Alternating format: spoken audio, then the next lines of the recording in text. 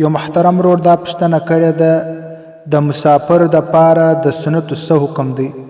سنت به کوي او که به پرېږدي؟ الجواب حامدا و مسولیا.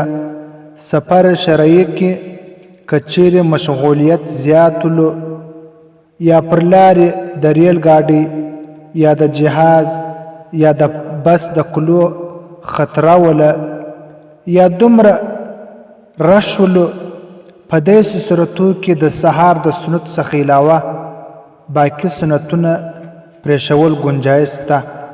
که چیرې د اطمینان په وخت کې اطمینان ولو او هلته د ده دپاره مشکل نه ولو، دې په ایزه کې اوسېدی، نو په هغه صورت کې بیا سنت پرېښول دا بالکل نامناسب عمل دی. بعض خلک دا بولي چې د مسافر دپاره سنت کول نسته، ځکه مسافر دپاره سنت معاف دی، صرف فرض کوي.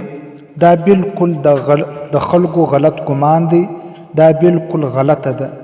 سنت به هیڅ کله نه پرېږدي.